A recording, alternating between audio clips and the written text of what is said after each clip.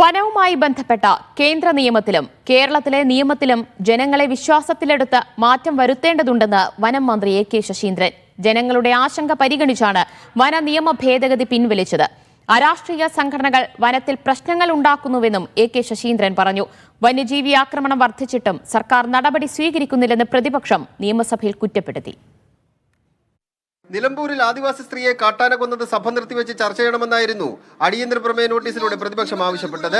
ഈ സർക്കാരിന്റെ നിരന്തരമായ ഭാഷ്യം കേന്ദ്ര സർക്കാരിന്റെ നിയമമായതുകൊണ്ട് ഞങ്ങൾക്കൊന്നും ചെയ്യാൻ കഴിയില്ലെന്ന്. ജനങ്ങളെ വിശ്വാസത്തിലെടുത്താണ് വനനിയമ ഭേദഗതി പിൻവലിച്ചത്. കേന്ദ്രത്തിന്റെയും കേരളത്തിന്റെയും നിയമത്തിൽ മാറ്റം വേണമെന്ന് മന്ത്രി എ കെ ശശീന്ദ്രൻ. ഒരു വശത്ത് ഒരേ കൂട്ടർ പോയി പ്രതിഷേധം ഇളക്കി വിടുക, അത് ഒരു അരാഷ്ട്രീയ സംഘടനകൾ അതിനകത്ത് പ്രവർത്തിക്കുന്നുണ്ട് എന്ന കാര്യം ദയവായി മനസ്സിലാക്കണമെന്ന് ഞാൻ ഈ ഘട്ടത്തിൽ പറയാണ്. മാത്യു കുളനാടന് മറുപടിയുമായി റോഷി അഗസ്റ്റിൻ രംഗത്തെത്തി. കേരള കോൺഗ്രസ് UDFന്റെ ഭാഗമാകാൻ അർഹതയില്ലെന്ന് പറഞ്ഞ് കണ്ടിച്ച് താഴേക്ക് വെച്ചു. ഞങ്ങൾ മലയോര കർഷകരും പെരുവഴി നിൽക്കണോ? ആ മലയോര കർഷകരെയും ജനങ്ങളെ സംരക്ഷിക്കാൻ ഈ പിണറായിയും കൂട്ടരും ഞങ്ങളോടൊപ്പം ഉണ്ടായിരുന്നു. വന്യജീവി അക്രമങ്ങൾ വർദ്ധിച്ചു വരികയാണെന്ന് പ്രതിപക്ഷ നേതാവ്.